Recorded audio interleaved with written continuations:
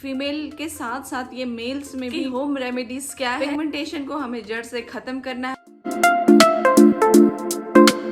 Hello everybody, welcome to beautiful chic. आप सभी को फिर से वेलकम है इस चैनल में। पिगमेंटेशन जो होती है हमारी स्किन में बहुत ज़्यादा कॉमन हो गई है आजकल, और इसकी ना कोई एज है ना ही कोई लिमिटेशन है। लिमिटेशन इसलिए क्योंकि बहुत सारे लोगों में ये होते जा रही है। फीमेल के साथ साथ ये मेल्स में भी बहुत ज़्यादा होना शुरू हो गई है। पिगमेंटेशन क्यों होती है, उसकी रीज़न क्या है, हम उसे कैसे हील कर सकते हैं, उसकी होम रेमेडीज क्या है, सारी चीज़ें हम बात करने वाले हैं। पिगमेंटेशन को हमें जड़ से खत्म करना है, उसे जड़ से दूर करना है, और वो सब कैसे होगी आज इस वीडियो में हम पता करेंगे। तो चलिए दोस्तों, हम वीडियो की शुरुआत करते हैं। Please like share subscribe to this channel, खूब सारा प्यार दीजिएगा। आगे बढ़ते हैं। मेन रीजन इज, जो मेन कारण है वो सन एक्सपोजर है। सन एक्सपोजर के कारण बहुत से लोगों में पिगमेंटेशन की प्रॉब्लम होती है, इसलिए बोला जाता है सनस्क्रीन आप जरूर लगाइए।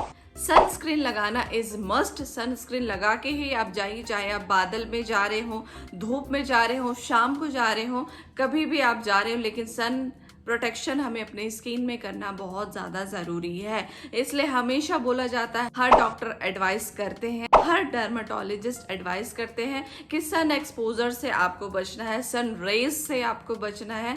हमारी स्किन को सनस्क्रीन लगा के हमें प्रोटेक्ट करना बहुत ज्यादा जरूरी है। The body produce more melanin the order to define itself again UV rays from the sun. इसलिए हमें अपने स्किन को सन प्रोटेक्शन से, सन एक्सपोजर से हमें अपनी स्किन को सेव करना है। यूवी रेज से हमें सेव करना है, अपनी स्किन को बचा के रखना है। इससे आप देखिएगा कि आपके पिगमेंटेशन जो है वो कम होना शुरू हो जाएंगे। How can I remove my pigmentation? Pigmentation remove करना बहुत ज्यादा आसान नहीं है, ये थोड़ी सी लॉन्ग प्रोसेस है। पिंपल के स्पॉट्स हैं वो जल्दी हट जाते हैं, एक्ने के स्पॉट्स हैं वो जल्दी हट जाते हैं, बट पिगमेंटेशन जो है इसको समय चाहिए। इसको आप उसका समय दीजिए, उसके साथ थोड़ा कॉपरेट करना बहुत ज़्यादा ज़रूरी है। होम रेमेडीज़ जो है उसे अप्लाई करना बहुत ज़्यादा ज़रूरी है, और देखिएगा धीरे धीरे जो है वो आपके पिगमेंटेशन जड़ से दूर हो जाएंगे। जैसे कि मैंने अभी आपको बताया कि सन एक्सपोजर से आपको बच के रहना है, होम रेमेडीज़ जो है वो आपको अप्लाई करनी है। आगे मैं होम रेमेडीज़ भी आपको बताऊँगी। अभी जो रीज़न है, जो कॉज है, और कैसे हम इससे प्रोटेक्ट हो सकते हैं, ये सारी चीज़ें मैं आप लोग के सामने शेयर कर रही हूँ। सो देखिए, एक तो पिगमेंटेशन हो गया, और एक होती है हाइपर पिगमेंटेशन। ये वर्ड में ही समझ लें कितना हमें हाइप करने की जरूरत है। हाइपर पिगमेंटेशन जो कि पिगमेंटेशन से अबव होती है, जिनकी स्किन में बहुत ज्यादा पिगमेंटेशन हो जाती है, हाइपर पिगमेंटेशन उसे कहा जाता है। हाइपर पिगमेंटेशन जिनकी स्किन में होती है वो पैचेस होना शुरू हो जाती है। जो डार्क पैचेस हैं आपकी स्किन में होना शुरू हो जाएंगी, दाग टाइप के जो डार्क पैचेस हैं, ब्लैक पैचेस हैं, वो होना शुरू हो जाती है। तो ये एक साइन है हाइपर पिगमेंटेशन का। Types of hyperpigmentation. First type है age spots, also called age liver spots. Second cause है पोस्ट इन्फ्लामेटरी हाइपर पिगमेंटेशन। तो ये दो मेन रीजन होते हैं, दो टाइप्स होते हैं हाइपर पिगमेंटेशन के। Hyper pigmentation is very common, it's affecting all skin types. ये हर स्किन टाइप्स में हो जाएंगे। इसमें कोई ये नहीं कि ऑयली स्किन वालों को ही होगी, या फिर ड्राई स्किन वालों को ही होगी, या फिर नॉर्मल स्किन वालों को नहीं होगी। तो ये कोई रीज़न नहीं है, और ये हर स्किन वालों को ये हो सकती है। तो इसमें स्किन टाइप का कोई भी लेना देना नहीं है। सो हाइपर पिगमेंटेशन को हम 3 टाइप्स में देखेंगे, 3 टाइप्स में हम बात करेंगे। पहला स्टेज होता है पिगमेंटेशन, जिसमें टाइप होते हैं, स्पॉट्स होते हैं, डार्क स्पॉट्स होते हैं, एज स्पॉट्स होते हैं। बहुत ज़्यादा स्किन में वो फैलती नहीं है, स्पॉट्स करके रहते हैं। पिंपल स्पॉट से थोड़े ज़्यादा रहते हैं, बट एकदम पिंपल स्पॉट टाइप्स के नहीं रहते हैं, एकदम ब्राउन कलर में रहते हैं, या फिर ब्लैक कलर में ये पाए जा सकते हैं। Where on the body, commonly ये आपके फेस में ही, चिक्स में, मोस्टली चिक्स में बहुत ज़्यादा पाए जाते हैं। आपके फेस में भी ये देखे जा सकते हैं, तो स्पेशली ये चिक्स में ज़्यादा पाए जाते हैं। हु कैन अफेक्ट तो जैसे कि मैंने पहले बताया कि सन एक्सपोजर के कारण, सन डायरेक्ट जो हमारे स्किन में आती है उसके कारण से ये होती है। तो सन एक्सपोजर जो है वो मेन कारण है। सेकंड स्टेज है मेलास्मा। इसको बोला जाता है द मार्क्स ऑफ प्रेगनेंसी। इसके सिम्टम्स है large patches on the skin. हमारे स्किन में लार्ज पैचेस होना शुरू हो जाते हैं, बड़े बड़े पैचेस हो जाते हैं, बड़े बड़े निशान हो जाते हैं, बड़े बड़े स्किन में जो है वो फैलना शुरू हो जाते हैं। तो सेकंड स्टेज में जब हम पहुंचते हैं, मेलास्मा में जब हम पहुंचते हैं, तो हमें बड़े बड़े जो है वो पैचेस देखने को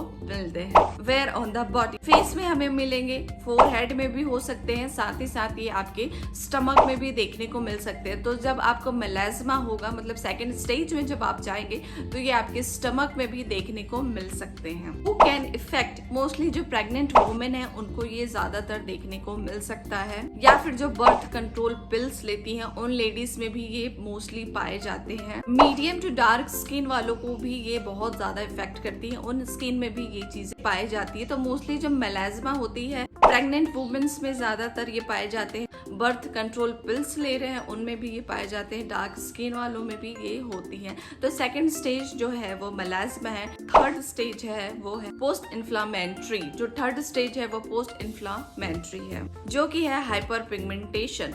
हाइपर पिगमेंटेशन 2 बार मैंने इसलिए रिपीट किया क्योंकि हमें स्किन में ध्यान देना बहुत ज्यादा जरूरी है। हमें इस स्टेज तक हमें लाना ही नहीं है। इसमें स्पॉट्स दिखेंगे, पैचेस दिखेंगे, डार्कन दिखेंगी आपकी स्किन, ब्लैक स्पॉट्स दिखेंगे, ब्लैक पैचेस दिखेंगे, ब्राउन स्पॉट दिखेंगे, ब्राउन पैचेस दिखेंगे आपको। अब ये कहाँ पाया जाता है? Where on the body. तो ये एनीवेयर ऑन द बॉडी, कहीं पे भी आपकी बॉडी में ये मिल सकती, चाहे आपके आर्म्स हो, चाहे आपके स्टमक हो, चाहे आपके चेस्ट एरिया, चाहे आपके बैक एरिया, चाहे आपके लेग एरिया, सारे एरिया में ये मिल सकते हैं। Post inflammatory pigmentation, hyperpigmentation. So हमें ये सारी चीजें तो समझ आ गई कि पिगमेंटेशन के क्या क्या स्टेज होते हैं, पिगमेंटेशन के रीजन क्या क्या हो सकते हैं, पिगमेंटेशन के टाइप्स क्या हैं, सारी चीजें जो है मैंने कवर कर ली। अब हम होम रेमेडीज की ओर आगे बढ़ते हैं।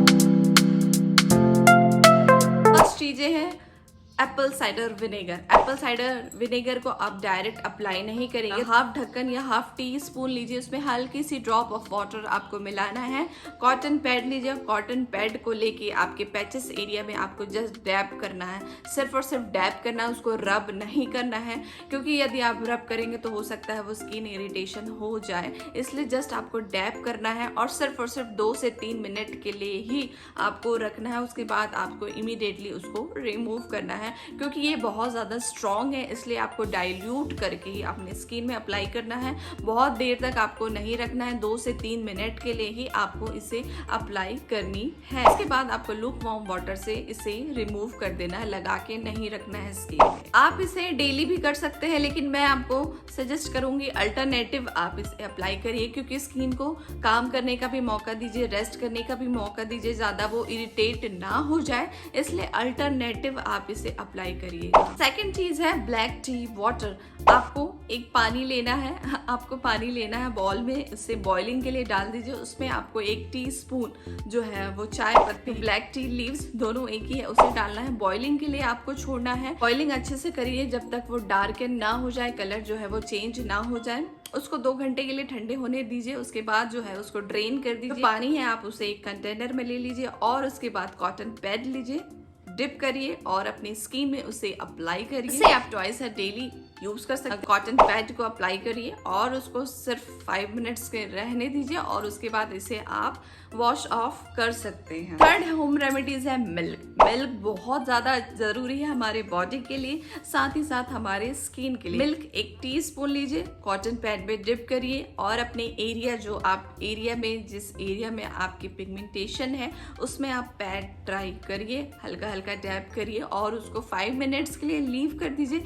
इसे भी आप डेली यूज कर सकते हैं और उसके बाद इसे आप वॉश कर लीजिए। Last but not the list, बहुत ज्यादा इंपॉर्टेंट है मसूर दाल। जी हाँ, मसूर दाल को आपको भिगा देना है रात में, 2-3 स्पून भिगा दीजिए। सुबह उसका एक अच्छा सा पेस्ट बना लीजिए और उसको आप अपने ऑल ओवर फेस में अप्लाई करिए as a face pack. Rose water की हेल्प से आप उसे पेस्ट बनाइएगा, ब्लेंड करिएगा अच्छे से और फेस में उसे अप्लाई करिएगा और इसे आप हफ्ते में 3 से 4 बार कर सकते हैं। अप्लाई करने के 15-20 मिनट्स बाद आप इसे वॉश कर दीजिएगा। देखिए स्किन बहुत ज़्यादा ग्लोइंग, हेल्दी और रेडिएंट आपको मिलेगी देखने को। तो guys that's it from my side. Home remedy आप ज़रूर ट्राई करिएगा, बहुत अच्छे इफेक्टिव रिजल्ट आपको देखने को मिलेंगे। साथ ही साथ कोई भी होम रेमेडी आपको यदि फायदा किया होगा तो ज़रूर लाइक करिएगा। मैं फिर किसी वीडियो में आपसे मुलाकात करती हूँ। अपना ख्याल रखिएगा। बाय।